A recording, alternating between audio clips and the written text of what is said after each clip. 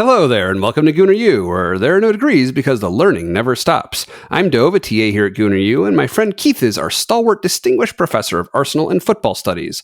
This week featured our match day 5 in the Champions League against Lens, and match 14 against Wolves in the Premier League. Hello, Keith. I'm still dialing in that pronunciation. Yeah, I was going to say, don't forget the S on the ends. It's Lens. Lens. Oh. Yeah, it's not. You're not. You still got a little too much of the going. Well, on there. We talked about this. So, I spent the last couple weeks with family and my dad, who took French and is a language aficionado. Apparently, to get the sound on something, it would be like finesse, like that kind of word. We'd actually have like ESSE. Other than that, you generally don't actually hear the S, at least trailing. So, well, bear in mind we are talking about France, and so it's probably a regional dialect. Could be. Also, really, it is a proper noun. So, well, yeah. I mean, I'm guessing the pronunciation that we hear on air is some combination of typical bastardization of pronunciation that we always hear with any international names, but that combined with like you want to communicate what it is that you're saying. So if you say longs, that sounds close enough to the French while still resembling the way the word looks with the Latin alphabet as it's spelled. Yeah, I do think also you deal with the fact a lot of times we're dealing with English announcers who are American announcers go through a lot more effort to try and say things in their appropriate or proper pronunciation. Let's just leave it at that. Sure. Well, we're not going to be playing them anymore, so I guess this won't come up for a while. Yes, they are probably. Well, I should say probably. I didn't actually. They are. I forgot what they were in the group. It doesn't matter because we won it, but we can talk about that later. Yes, it seems unlikely we will see them again in Europe. I guess there's technically a chance that we could end up facing the number 2 team in our group again if they do well in the round of 16 in the quarterfinals. At some point, we may head against them again since they haven't been eliminated. But yes, it seems unlikely. Yes, theoretically that would be the case. Although I believe, actually, no, it's not the case. Lens is not advancing. It's PSV. Okay. We're running ahead of ourselves. Let's explain all of this on the Champions League match day. Okay, sounds good. Meanwhile, this week it was funny. So my son actually earned 3 trading cards this week. I think 3 in one shot, and I think he may have earned like another 1 or 2 because he did watch a bunch of the matches. And when he wasn't watching, he was occupying himself drawing Arsenal players while we were watching. So it was still an appropriate activity. And it was funny because we've talked about different sponsors and stuff. And he actually almost proved the value of the shirt sleeve sponsor because he wrote the word visit on the sleeve in red. Now, he didn't get the more important parts that the country of Rwanda would hope you're remembering. Yeah. But he remembered that there's something there, and I'm sure given enough time and geographical knowledge, he would remember the whole phrase visit Rwanda. Yeah, Yeah, you're right. That's obviously the idea, of course, is that they remember. You remember who you're supposed to visit. It's that you got to start somewhere, I guess. It was also super frustrating. Speaking of the cards, so I bought these cards at Target. It's for I guess any international listeners who may not have a Target store, it's a big store. It sells a whole bunch of different stuff, right? And they have an aisle near the checkout lanes where they sell all different trading cards and other small collectible type things. So I got a pack of 15 soccer cards is what it said. And this was Panini Chronicles was the name of the line of cards. And talking to a friend of the show, Mike, who's co-hosted a couple times, apparently Panini is like a known name when it comes to collectibles for soccer, like they do World Cup stickers. It sounds like it's a big thing that people try to collect. But so I bought this 15 pack of Chronicles cards from Panini at Target, and they came in 3 packs of 5 cards each. And you see, like when you buy it, there's a Premier League logo on it. And I opened up the pack in the front, and we got through those 5 cards on this trip, and I went to grab the next pack, and I open it up, and I'm not recognizing not only the players' names, like I expect to not recognize a lot of the players' names at this point, but I'm not recognizing shirts. I'm not recognizing team names. And I noticed these are Serie A cards. Oh. And apparently, this outer wrapper around the 3 packs of 5 has a window on it, and you're seeing the Premier League logo on the front pack through the window. But there's a Premier League, a Serie A, and a La Liga pack. There you go. So that's interesting. It's not exactly what I was going for and using these as incentives for watching exclusively Arsenal matches with him. And I now have another pack of only Arsenal cards that Topps makes. Topps is a name I've heard of from trading cards. TOPPS in the United States are pretty big. Although when searching for these cards, I found they do have sites all over the world. So Topps is apparently big internationally. I mean, there's been a lot of mergers and whatnot among some of these trading cards, because trading cards as a business has changed over the years. I guess it'll be more interesting if your son suddenly starts telling you about his deep abiding fandom for Atalanta or Deportivo La Coruña. So brush up on your Latin languages, your Romance languages is all I'm saying. Yeah, right. It really doesn't get fun until he gets up to the Bundesliga and we start talking about rooting for Borussia Mönchengladbach, which is just delightful to say. Yeah, right. Yeah. So what's going on broadly in European football this week, and actually international football? Yeah. Wow, there's a lot of different ways to go with this. Let's start with the international news, even though we're closing out the international break. I'm in deep interest in this, of course, for my interest in the international game and because it's in the United States. But on Thursday evening, so we record on Monday, as usual. On Thursday evening, I believe it is 7:30 Eastern. That's at least what I wrote down. Is the draw for the Copa America groups for this summer. Also been announced is the 14 stadiums that will be hosting games, including, of interest to us, MetLife Stadium down in the Meadowlands in New Jersey, and the New York Stadium, and then also NRG Stadium right here in Houston. We do also know they have released the sites for where the U.S., Argentina, and Brazil will be playing their group games. We know they will be in separate groups. Right. And I would point out to you, the U.S. will be at AT&T Stadium in Arlington, Mercedes-Benz in Atlanta, and then Arrowhead in Kansas City. Argentina will be playing at MetLife on June 25th. Okay.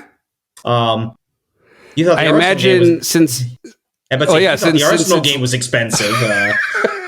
Well, right. I imagine Messi is going to still be playing probably, and that will probably be a pretty big draw. So yeah, for the Copa America, yes, he will. Yeah. This is the South American Continental Championship. It is a massive tournament. Okay. So how does qualification work for that? Presumably that's ended already. We know who's in it. So typically the Copa America doesn't have qualification. There are 10 countries in South America.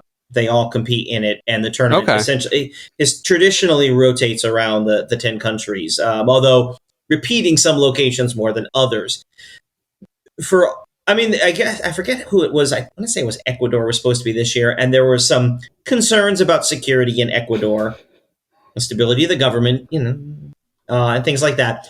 Also, they know if they go to the United States, they're going to make a boatload of money. So it's in the United States. Now, as part of being in the United States, the U.S. is a member of CONCACAF, and part of the deal was that CONCACAF would get a number of spots. So CONCACAF gets 6 spots. So you have a 16-team tournament, which is, pretty normal size, 4 groups of 4, top 2 advance to the quarterfinals, semis, final, pretty straightforward as a tournament structure. CONCACAF used the quarterfinals of the Nations League that in the last international break for the first 4 set of qualifiers. So that's the U.S., Mexico, Panama, and Jamaica. And then the 4 quarterfinal losers are going to play 2 knockout games single elimination games in March. And I believe, this is off the top of my head now, because I didn't think I'd be looking this up, but that's okay. Canada and Trinidad, the winner there will get a spot, and then it's Honduras and Costa Rica will play, and the winner there gets the other spot. And they've currently in the draw. The draw basically lists 2 spots in pot 4, just like CONCACAF won or CONCACAF. Like they're just a spot they know will be the winner of those games. We'll see how the draw plays out. The U.S. along with Argentina and Mexico are in pot 1. So we avoid Brazil and Argentina, which is good. We'll see how ideally, I think looking at it, so the one team we really want to avoid out of the rest of them is probably Uruguay, who's probably the best team in South America, who isn't Brazil or Argentina. Colombia is another team that wouldn't be so bad if we did draw them. But we'll see how that plays out. It's a fun tournament. There is some hope amongst some people that it will eventually lead someday to the ultimate merger of CONMEBOL and CONCACAF into an America's Football Confederation. We'll see. Yeah. We'll see. I could potentially see some value in that. So for any interested parties, like where and when would you be looking at buying tickets for like that June match?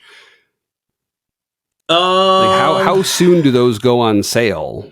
That is a great question. I suspect it not for a little while because these were announced. The article I'm looking at is from The Athletic, and this was posted 5 hours ago. So this is a lot of this came out today. So they have the official website there, copaamerica.com. It doesn't say when they'd have tickets. It does say you can sign up for updates and ticket information. So I'm just looking at their site. All right, why don't you put a link in the show notes, because that'll be something that I do, and we'll share that with our listeners too. Right. So we'll have that if people are interested in that, and you'll see the full list of the Athletic article as well, and you'll see the full list of it's got the stadiums there.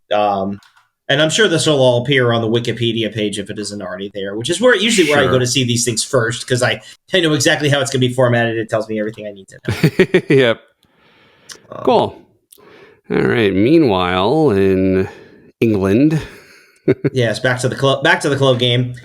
Speaking of draws, Sunday was the draw for the third round of the FA Cup.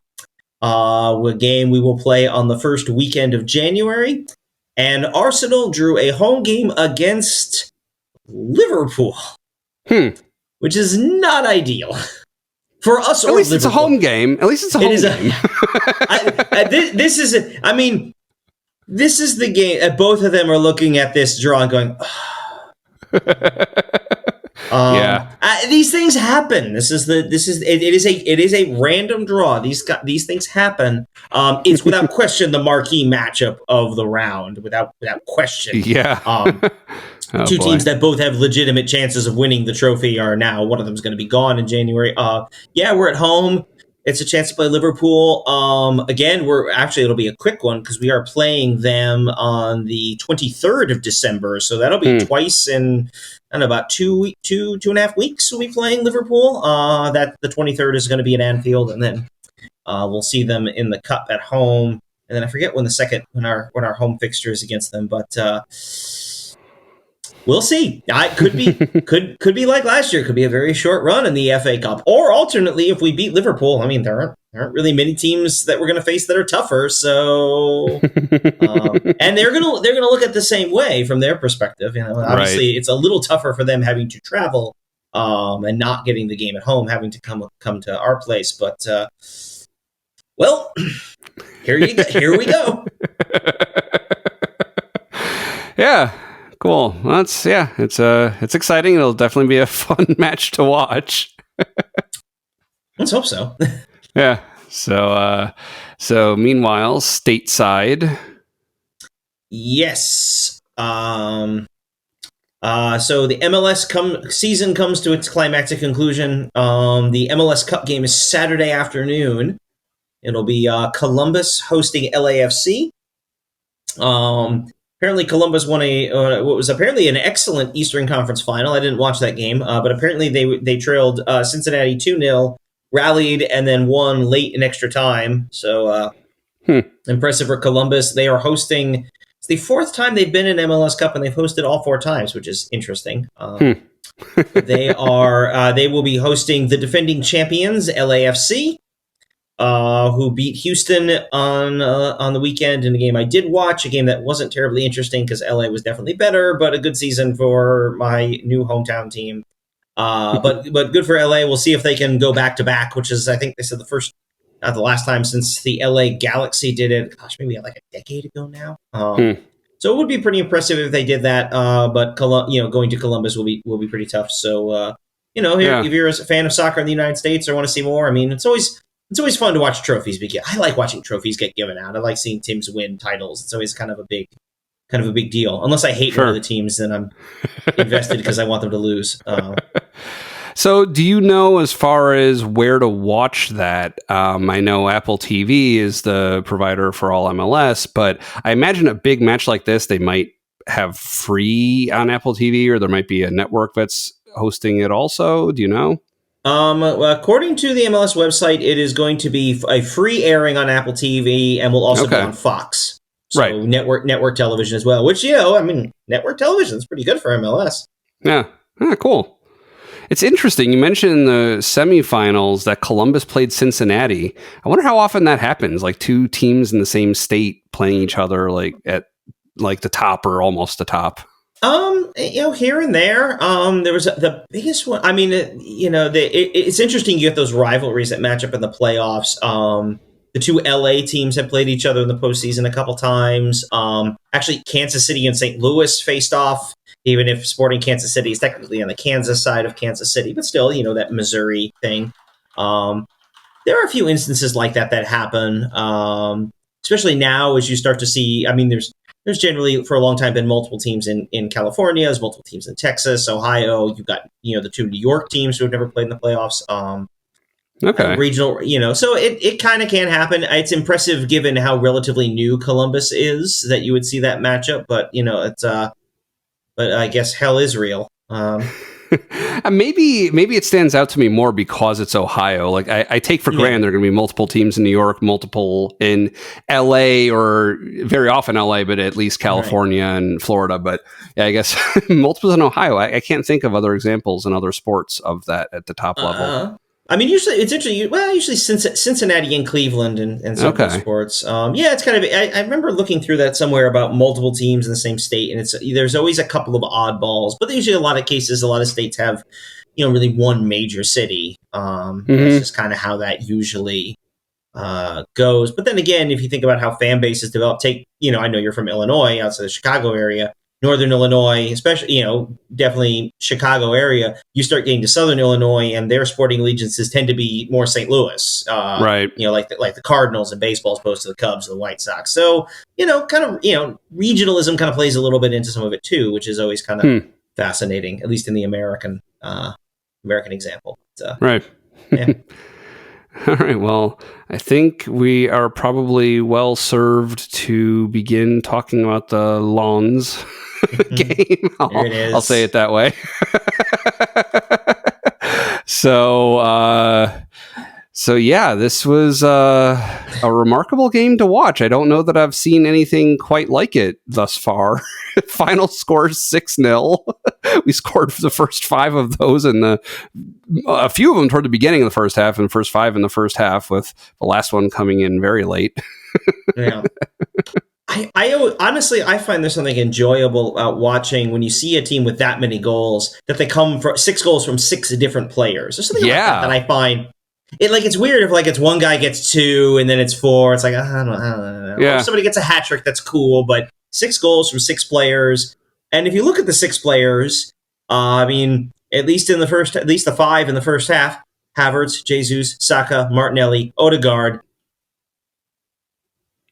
That's the first time we've gotten all 5 of them on the field or to play together, to start together in a game. Huh, I didn't realize that. Well, it says a lot, I think, and we can get into sort of the differences in Europe and Premier League play. That one of the big advantages here, or one of the hard things I think about judging Arsenal this season compared to last year, especially, and I think this is where it's going to be especially weird for me to talk about this with you because I have 15 years frame of reference. Obviously, you only have the one season, as a point of comparison, but we haven't quite seen the team that we expected coming out of last season, in part because we've been dealing with so many injuries all over the park. And just a lot of it's been a lot of covering and shuffling around and secondary players coming in. And we've seen a little bit of the evolution. Obviously, some of it's injury related, but Tomiyasu's gotten more of a run as opposed to Ben White. Zinchenko's kind of been in and out with Tomiyasu as well. Obviously, Partey's being out, which wasn't the case in the first half last year. So there's been a little bit more I don't want to say upheaval, but a little bit more uncertainty in our team selection week to week. But it's nice to sort of see this is probably a little bit closer to the roster Arteta was envisioning. You add that into we're now playing in the Champions League where these European teams are like, yeah, let's open it up and go for it. And you can start to see why every team in the Premier League looks and says, no, we are not doing that. Because, I mean, is at home, I think it was we beat Lens 6-0, we beat PSV 3-0, and we beat whoever else was in our group. I'm really blanking. I know. I can never remember that one either. I don't know what it is. And we beat the other guys. It was 3-0. Like, I mean, we were rampant at home, Sevilla. Especially Sevilla. That's right. I think it was red in there anyway. Yeah, we won. Yeah, at home 4-0, 2-1, 6-0. Oh, I'm sorry. No, it was 2-0. Sorry, we gave up. It was 2-1. Was at Sevilla. Yeah. So we outscored our opposition 12-0 at home in the group stage. Now, wow. Do we have one of the softer groups in the draw? Yes. I mean, let's not overstate this, but it was definitely a step up in quality from what we saw last year in the Europa League. And we did exactly what you'd want. And you can look at us going through, and we can talk about some of the individual goals in a moment, but we've won the group. That's official. Right. We're 4 points out of PSV with 1 game to go, so we've won the group, which means, we're going to head into, the knockout stages as a group winner. I mean, we're going to be that's a good place to be. I mean, already other teams have won their groups: Bayern, Real, Madrid, Manchester City. We can't draw them. Couldn't draw City anyway, but Real and Bayern we can't draw. RB Leipzig is one team. I mean, there's some. We're probably looking at a club like Real Sociedad, Lazio. I mean, these aren't bad teams, but they're not. You look at the other teams in the group winners: Bayern, or Real or City, even, or some of the other teams that probably Barcelona teams that'll finish at the top of their group are teams that, like us, can look at this and say, yeah, we can win this. And that's to be able to avoid one of those teams in the round of 16 is going to be pretty good. Still have a little wait. Still have another week or so before that happens. The draw, I think, as I said, it's in I'm looking at a calendar now. It's like December. It's maybe next week. I don't know. I don't actually know, but it's after the 6th game, obviously. So that's interesting to me, because you would think they could have that established ahead of time, just like a bracket structure. Like the top from Group A is going to play number 2 from Group B. The bottom from Group B plays the top of Group C. Like you'd think they could establish that ahead of time, but it's all random. Every round is a random draw. Yeah. With some, as we put, there's some stipulations. You can't face the team from your group, right? And you can't face a team for at least in the round of 16. You can't face a team from your own country. So we won't draw City. Okay. We won't draw. Let's see. Actually, City and us might be the only teams. United is in big trouble. They are dead last in their group. Ooh. And they have to play Bayern Munich next. Now, they're a point behind Copenhagen and Galatasaray, so I mean, it's not out of the question that they could they could get a win at home and then have someone. Well, they needed that game to end in a draw, but still, like there's a world where they could get through. But given the way they've been playing in the Champions League and overall, that might be a tough road against a side as good as Bayern. And then, Newcastle. Newcastle's in a tough spot. They are 3rd in their group. They get Milan next, but they are also at home. So I don't know. You can see Newcastle squeezing in.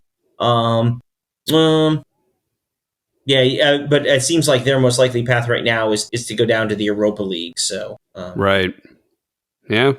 So you might end up just having just 2 English teams in the knockout stages of of this year's Champions League. But yeah, and then of course they go down to the Europa League. But we don't have to worry about Thursdays anymore. So right. Yeah. So I mean, getting back to this match, I mean, so as I may have mentioned before, I mean, I'm usually taking notes of key events as the match unfolds. I'll note mistakes that were made or good things that I saw throughout the whole thing.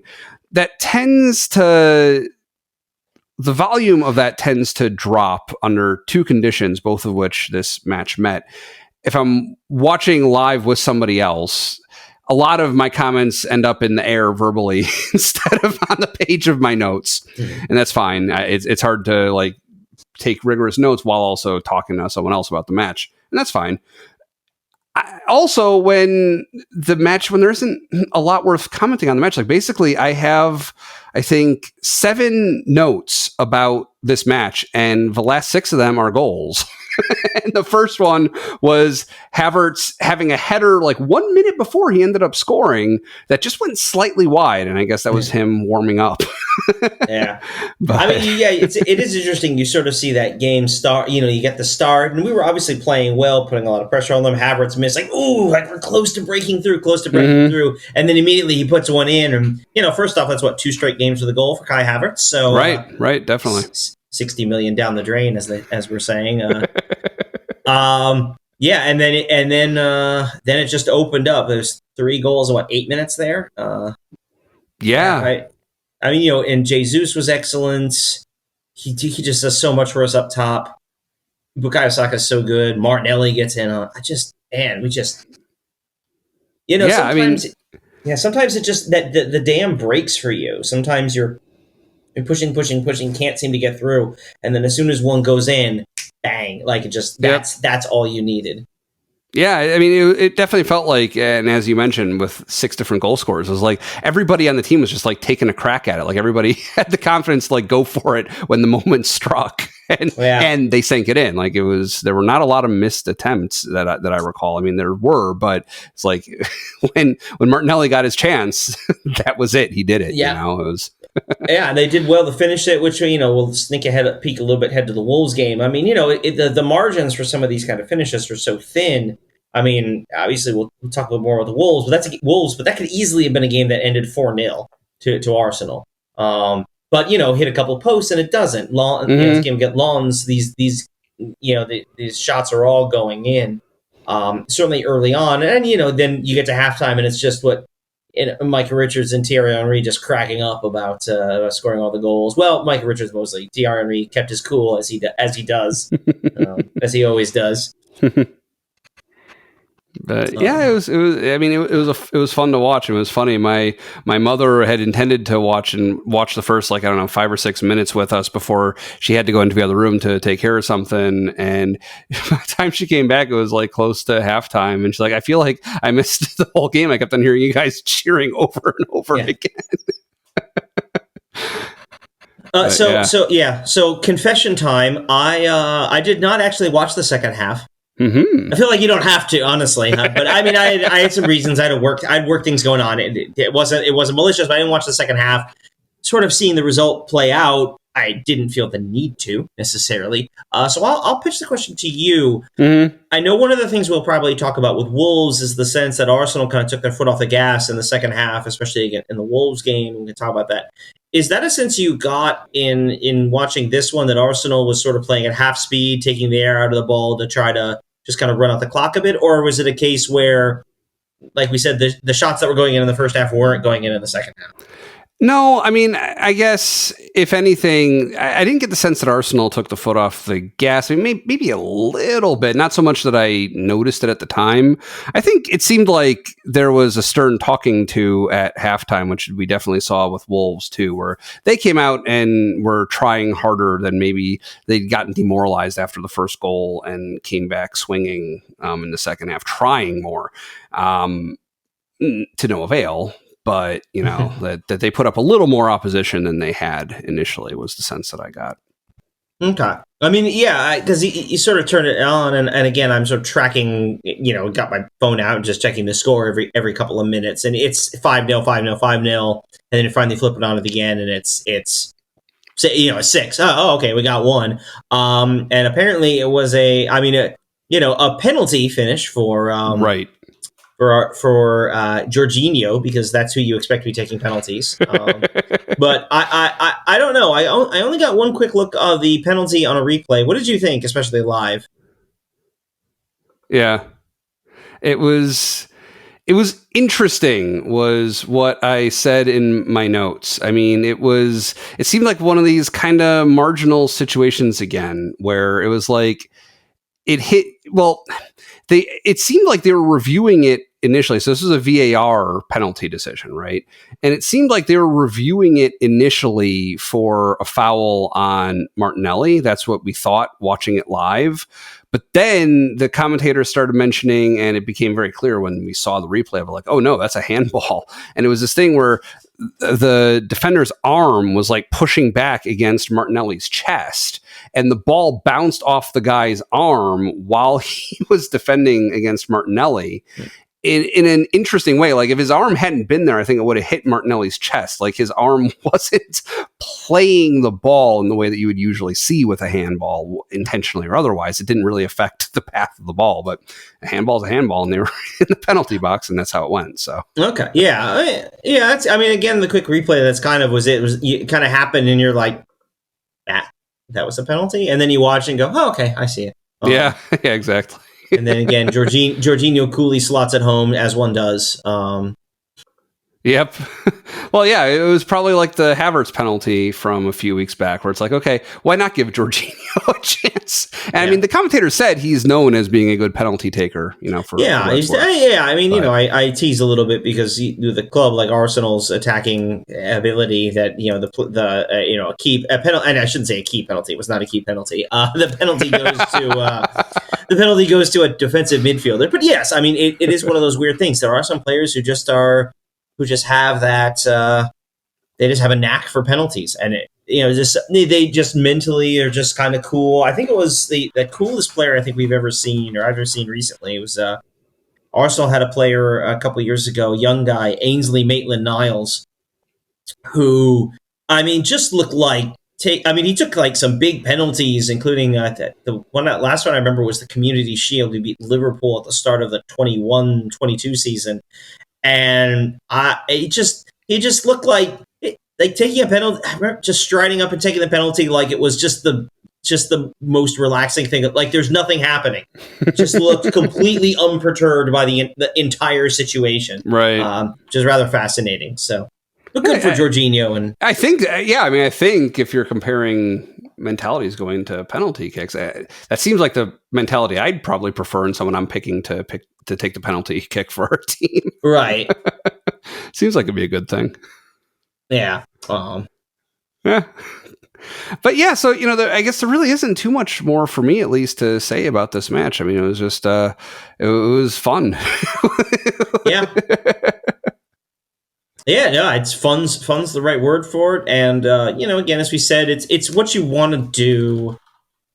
It's what you want to do with this kind of Champions League group. We are somewhat fortunate that, Lens was second in France last year, but how impressive is that really?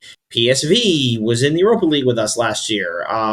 Sevilla is really good in the Europa League, but this is the Champions League. So we don't really have a sort of a secondary, a giant, like a Borussia Dortmund is in our group, to really sort of provide that kind of extra challenge that might expect. But we're into the knockout stages now. We won the group, and we're going to see one of those teams, likely to see one of those teams come February, or if not, then hopefully into March. So we'll just keep an eye on that.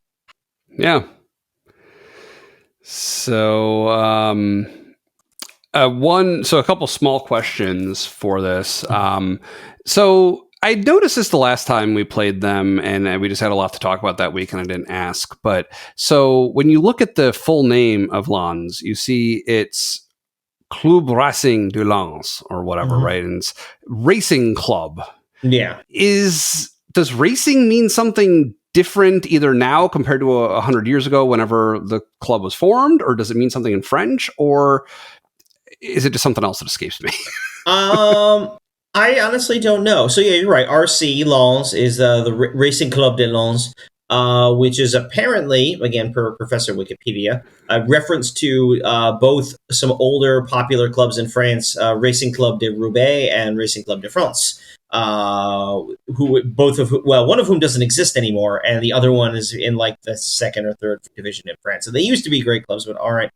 I wonder if, just thinking about racing, without knowing the translation of racing from the French, we took Spanish in high school together, as it turns out. I wonder if that's a reference, because we've talked about these as being sporting clubs, right? That like they're a club. Almost imagine like a college athletics department. You have a bunch of different teams all playing for the same, school or club, and so they all have the same logo, the same colors, all of that, same names.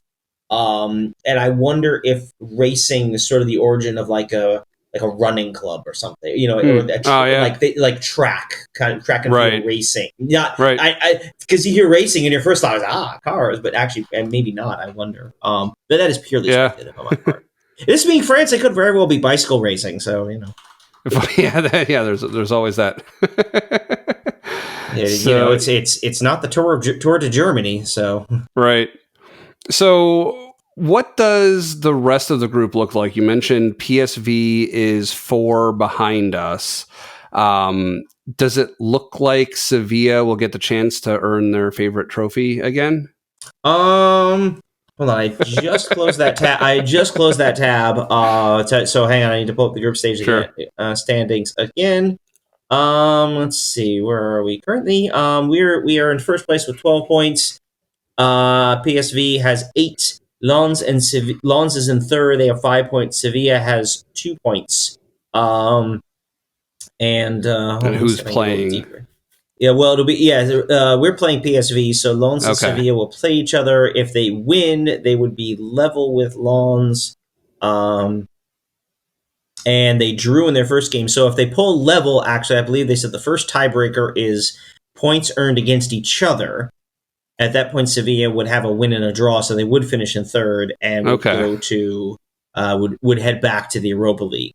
But they do have to win at Lens, which, as we've seen, is not an easy thing to do. In fact, we couldn't do it. We didn't do it this year, so that might be a big ask for them. But I guess if you're Sevilla, a shot at the Europa League trophy is what you live for, I guess. I don't. How did PSV do at Lens? Do you remember?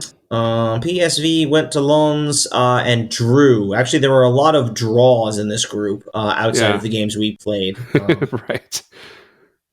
Okay. Because, I think first 3 match days we had a result and the other game was a draw. But since then they've gotten results.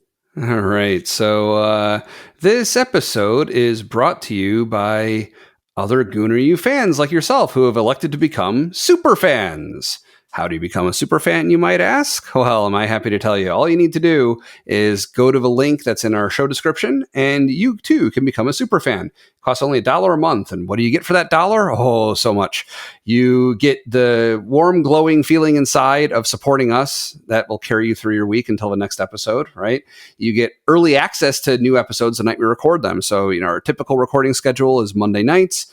We record around 9 p.m. or so Eastern time. You'll get that recording typically by 11 p.m. Eastern. So same day. You don't need to wait for me to sit down and edit it and put the video together. You can listen to our podcast feed the same night. You will also get a special members-only feed with ad-free episodes, and we've started including some post-show banter. So after Keith and I say goodbye, we don't really say goodbye. We pretend to say goodbye. And all the non-super fans, all the hoi polloi, they're showing the door, right? But you have the option to become a super fan and listen to what we have to say afterwards. We talk about various things, sometimes related to Arsenal, sometimes more generally about soccer, and sometimes nothing at all. We also sometimes do bonus episodes about all different kinds of pop culture and other topics. So, for instance, last year we covered the Super League documentary on Apple TV Plus, and I believe that was a members-only bonus show, or that may have been a regular feed. I may be remembering that wrong at this point, but there's all kinds of things that you get. So if you want to check that out, you can become a super fan by following the link in our notes. And we will give some members who join a special shout out. So if you want to have the chance to be among them, join and give it a shot, and we'll see. Hopefully you're chosen. So just $1 a month, and we hope you'll consider it. All right, so the Wolves match didn't go quite as swimmingly as the Lens Law match, but it still it started that way. It did start with an early goal, which is a trend I'm happy to see. So yeah, it's good. I'm about to say we're not going to copy and paste everything from last season to this one, but we can do the part where we score early on. I like that part. I really like that part. Yeah, no, it's been good. And, we did have at least two different goal scorers this time. 2 out of the 6 from the previous match made an appearance with another goal again. Yeah, I mean, we started with Saka scoring a goal, and that was Wolves are a team that was, as we saw, again, as we talked about, packing themselves deep, denying you space. You have to be able to operate in these kinds of tight spaces, and Arsenal was sort of able to, I don't say bowl their way through, but there was a little bit of like finding a spot. The ball bounces to you the right way off a defender. In the case of Saka, sort of not dribbling through defenders, but sort of making his way through with the ball, and then ultimately, of course, with the finish, which, again, just a reminder of how good he is and how good he can be. That was fun, and so much of that, and this is kind of why, I mean, kind of joking around about, well, here we go again. It is, with teams sitting back deep against us, they still need a result. So once we score early, that kind of forces them to have to open up a little bit and push farther forward. And in doing so, that's going to potentially open up more spaces. The longer that those early games are so important because of the goals, are so important because of how they allow us to more so dictate the flow of the game and how all that progresses. The longer the game goes on scoreless, the greater the chance is we start to get a little nervous about the way it's going to get pushed, how it's going to get pushed to the other way.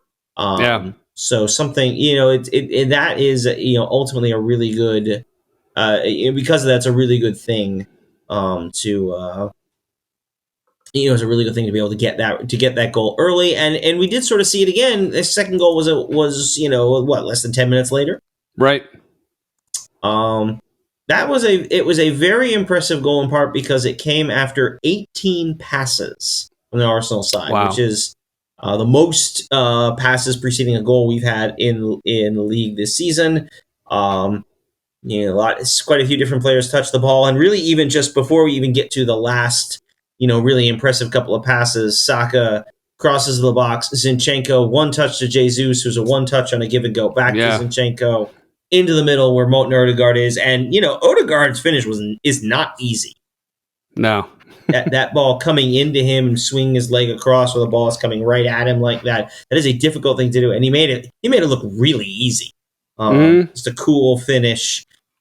Keeper had no real chance, and it's 2-0 and the route's on, right?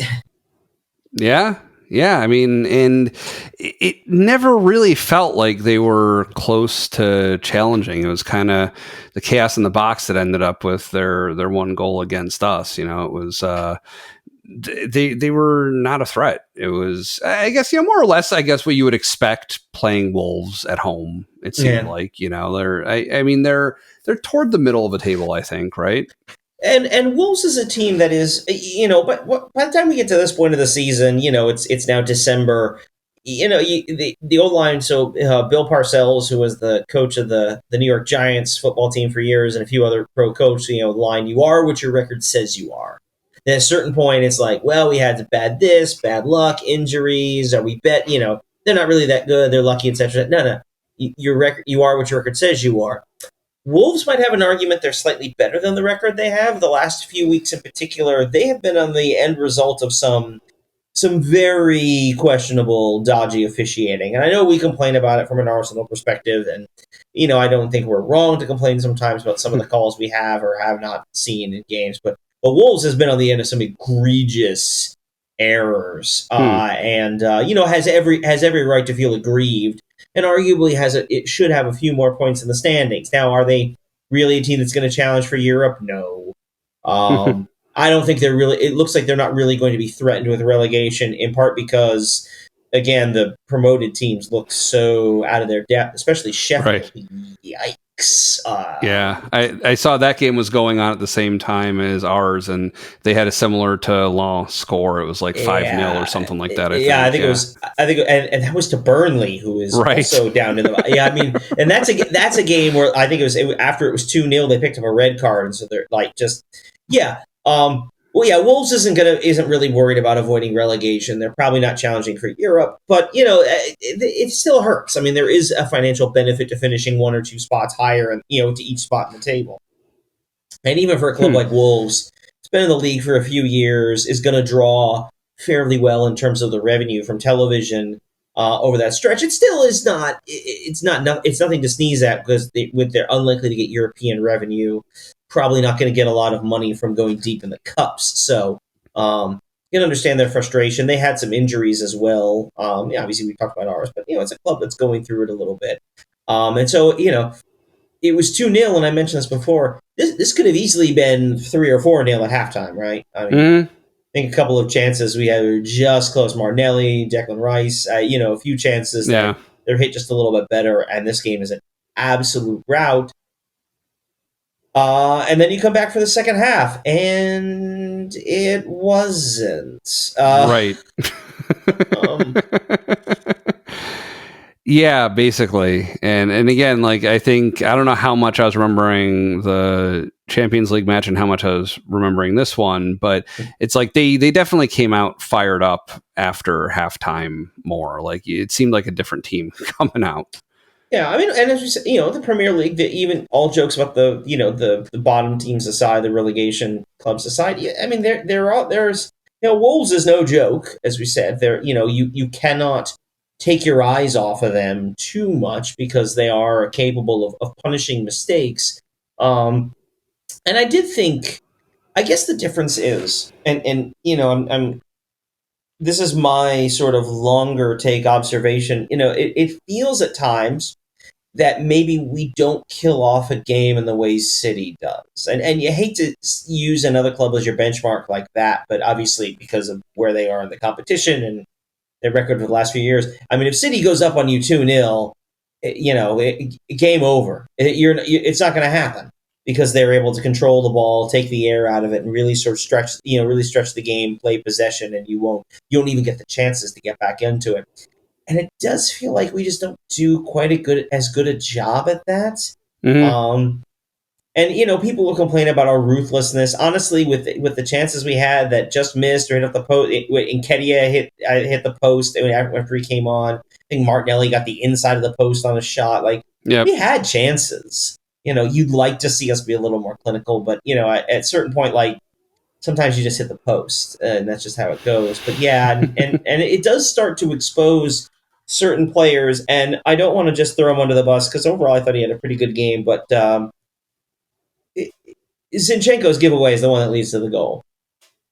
Yeah. And it was not the first time in that game he looked a little shaky defensively. And we kind of know that about him. Like, he's a player who goes forward. He's an offensive player. And when you put him in a position having to play a lot of defense, that's the weaker part of his game. And he was exposed is a little strong, but he felt like he got a little exposed there, culminating, of course, in a bad giveaway for, what ended up being their goal. It was very late. And I was reading this afterwards, and it was just sort of some post-game analysis, and not immediate post-game feeling analysis, but sort of looking at some numbers and thinking about that. That was really the best chance Wolves had all game. Yeah. And so even though in the moment it sort of feels nervy, you look back afterwards and go, they were never really that close to leveling, were they? 2-0 is the most dangerous lead in Arsenal football, but yeah, I don't know. Especially scoring as late as they did. Yeah, it makes you a little nervous because one mistake could lead to it. But in the end, they really kind of killed it off. Even if extra time extended a little bit longer than I expected. Yeah.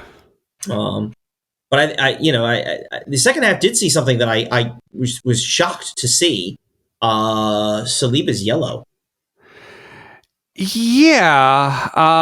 And by the way, I was just reviewing their goal, and let me issue an intra episode follow up. I was talking about the chaos in the box. I misread my notes. This was not from a corner kick. It was, like you said, Zinchenko's giveaway, and it was not how I was misremembering it. But anyways, so yeah, that yellow card.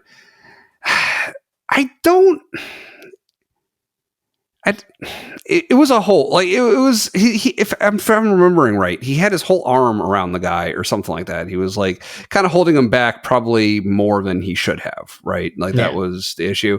Yeah, at the time I didn't agree with it or didn't disagree with it. Like I wasn't like, oh come on. No, when they showed it, especially on replay, like that looked like a yellow. Yeah, no, I think that's right. It's just so shocking because he doesn't get yellows. I think I said his last one was like the beginning of last season. Like he doesn't get yellow. He's such a good tackler, and so when he's in that position and he ends up making one of those kind of play, it makes that kind of play. You're almost like, what? Yeah. How? Okay. What happened? Are you okay?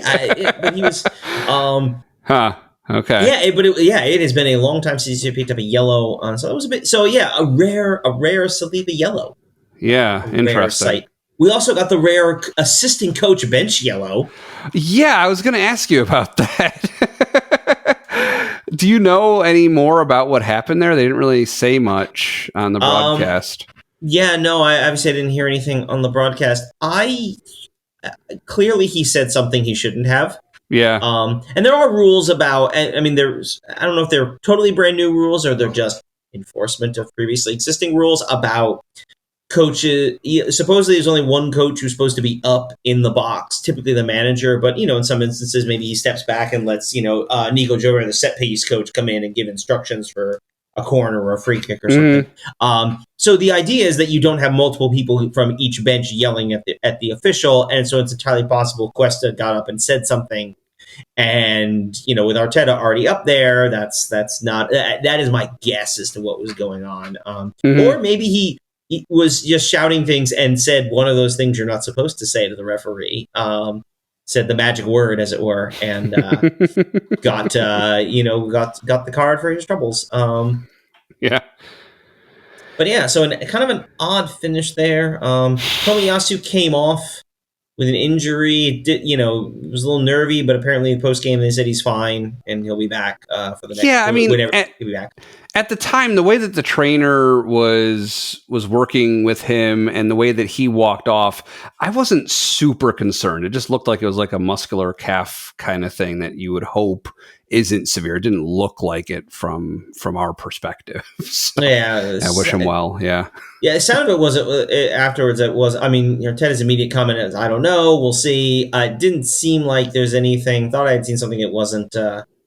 It wasn't bad. Yeah. So hopefully, and Ben White, I know, has been dealing with a little something. It looked like he came on. I suspect he's feeling good. So yeah, it's good. Yeah, should be all right overall. But obviously, it's always a little nerve wracking to see a guy who's, again, very rapidly. We talked about. It's amazing how players have got their stock, right, that goes up and down. I mean, Saliba came in and he was so critical to us in that first season. And then towards the end of the year, he got hurt, and that was a little bit how we started. Well, no, sorry. I'm sorry. The first year, this was the Amazon season. He played out the year. Right. He was very versatile. The next year, he's hurt. He's replaced, and he gets hurt and sort of comes out, and he's never really healthy. Ends up missing much of the season due to injuries. Start of this season, he's sort of almost a forgotten character in a lot of ways. And then finally comes back into the team, and now he's just starting every game, and because he can play left and right, and so it really is interesting in how his kind of journey has gone up and down just over the last couple of seasons. Yeah, it is interesting to see. Yeah, but yeah. So, any other thoughts before you talk Player of the Week? Just a couple of quick ones. I mean, obviously, just looking around the league, Liverpool got a wild 4-3 win over Fulham. I believe that this games were Sunday. Fulham, and then Spurs and City played to apparently what was a wild 3-3 draw, including City. A quick whistle blown, and I don't quite know the circumstances. I hadn't seen it, but apparently a very quick whistle on what potentially was a City attacking chance that drew some pretty irate responses from the City players, and I forget the exact wording, but apparently Pep in his press card said something like, "I'm not going to pull a Mikel Arteta," by which he means say something about the referees that would get him in trouble. Because Arteta has been reprimanded for his comments after the Newcastle game, which could be a fine, could be a touchline ban. Apparently, that hasn't been officially decided yet. But, interesting. I've never heard of a touchline ban before, so that's something they can impose on a manager. Yeah, so it's a suspension basically. Yeah, and generally speaking, he won't be in the stadium. Arteta, he had one. I think it was his first year. Yeah, I think it was during the Amazon season. He had to watch. They had the camera with him as he watched the game at home on television. Okay, yeah, I kind of remember that. Yeah. I mean, man. You think we're crazy watching games? Can you imagine being the guy who actually has a say in how it goes? Yeah. When the armchair manager is the actual manager. Right. Yeah. So I don't know. Apparently, I guess there was an appeal, and they're still making a final determination. It could just be a fine. It happens now and again. You'll see touchline bans. A manager means usually if he's at home, he's going to be way up in the press box, and theoretically he's not communicating. You're never really sure. But if we're on an away game, he would just stay home. It depends on when it comes down, because obviously we do have an away game coming up this week. So we can deal with that in a moment. Yeah. So what are your thoughts for Player of the Week? I am going to say Martin Odegaard. I think there's a lot of options, but I think Odegaard deserves some credit. There's been some criticism of him. We've made some critical comments of him. Not that he watches the show, but maybe he does. I don't know. Probably not. But we've made a lot of critical comments have been made about his play. Some of it, I think, is dealing with injury. Some of it is he hasn't been on good form. And we've talked also about some of the struggles Arsenal has had breaking down opponents. We talked about certain players being in or out, Thomas Partey, people like that.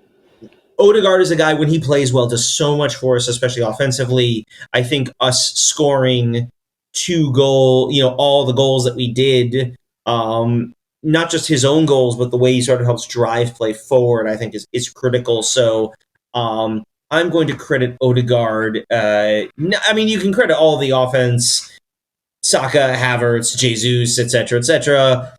Insert standard Declan Rice appreciation comment here, but I'm going to say Odegaard for sort of driving the bus offensively. Yeah, I would not take anything away from Odegaard. I think he did a great job. I think the player who stood out to me across both these matches this time was Saka, actually. I think just gluing everything together, like he only scored the 1 goal, but he had the contributions to so many others, and I think it was really felt. Or actually, no, 2 goals, 1 in each match. Yeah. But yeah, just contributing to a bunch more where his foot wasn't on the final kick. But that I don't always give Saka the appreciation that others in my family do, but I think this time around, I definitely would highlight him. He's definitely a guy. Again, as I said, you could rattle off a lot of names. A lot of names across the week. Obviously, with all the goal, winning the week 8-1 across 2 games, it's gonna. Gives you a lot of options for that kind of thing. But good. Good performance from both players. Yeah. So, why don't you tell me? Oh, actually, let's take a moment for one question, because it kind of ties in a funny way with an earlier question. So we talked about the RC for Lens being Club du Racing. What another racing related question? Why do they have like racing car seats in their bench? Is that like a fancy style of seat across industries you see for video gaming and stuff? Is it just tying onto that trend, or is there some reason that they have racing car seats? I think it's just because they're very comfortable. I'm sure there is some ergonomic element to them as well. Or at least I'm sure theoretically there is, because how many times, especially in cold weather, like I think they showed, I think it was Reece Nelson, had his jacket on and he's... Yes. Yeah, he had like a gaiter or a scarf up over his nose. I saw that. Yeah. Yeah, it did look chilly, a little chilly there. But yeah, how many times are they in the chair, slouched over, terrible Yeah. posture. But these are young guys in their early 20s. Heck, I have terrible posture, and I am no longer in my early 20s. But yeah, I think that's just because they're really they look cool and they're really nice. I mean, you saw, they've got the logo embroidered on them, and there's big clubs you'll see with the fancy seats. As you get to the smaller ones, like for example, this week, I'm pretty sure Luton doesn't have those in Kenilworth Road. For themselves, forget the visitors. I don't think they themselves have them. Yeah. Yeah, it's just funny when you look at it and like it's so clearly like it has holes for the like harness to go through at the top. It's just kind of funny. Yeah. Maybe Lon started that trend like decades ago. Who knows? I do believe if you go to the Emirates and take the tour, I don't know if they actually let you sit in them, but you do get to go down. You do get to go down pitch side, and I think you are at the bench. I've seen pictures of the tour, and I've heard people have been there. I don't know if they let you sit in the seats, but that'd be pretty cool. It'd be cool to find out. Yeah, definitely. So what's coming up for the next week? Next week, it's some fun ones. On Tuesday, speaking of which, we go to Kenilworth Road. We go to Luton Town. That'll be on Tuesday afternoon. Not sure who's covering that. It's in the NBC Sports universe, so I don't know if that's Peacock only or if it's on television somewhere. But we will play our trip to Luton Town. Who's shown some life. Actually, they are currently, due to their own form and Everton getting dot points, are actually currently above relegation. So maybe this won't be our last trip there in the next years, but we'll see about that. So we get our first trip there, and then on Saturday, a surprise. What is, I shouldn't say surprisingly, but what is definitely potentially a tricky game at Aston Villa, who is currently, I believe, actually sitting in. Sitting in those spots. I'm sorry, now decided I want to pull up the Premier League table. But Villa has been solid this year and managed by former Arsenal manager Unai Emery. He has them playing fairly well. Yes, they are. There it is. I found it. They are currently fourth. They're sitting in the Champions League spot, just a point behind City, and only 4 points behind us. So. This is a potentially a bigger game than you think. I've heard from a number of Arsenal fans who seem to think Villa are flat track bullies. That is, they're very good against teams that aren't good and not so great against teams that are good. But we'll see about that. They get City midweek. They're home to City and then home to us. So it's going to be a big week for Aston Villa. So we'll see how that goes. They've got, just looking ahead, early in the season, they lost away to Newcastle 5-1 and away to Liverpool 3-0. So I can see why people say that about them. They also have a loss to Everton it was a League Cup, so maybe that doesn't count as much. But anyway, a potentially very dangerous game, very tricky game. That'll be tough. That'll be a tough one. And then next Tuesday, we close out our Champions League group games at PSV. Obviously, we record typically on Monday, so Tuesday, after we record, but before we really see it. So just would like to throw that in at the end. Yeah, thanks. Yeah, so, and it's interesting. So the Luton game, which I'm sure will not draw record numbers for NBC, that's going to be Peacock only, it looks like. But then the Aston Villa match, likely because of what you said, that this is, the battle toward the top of the table.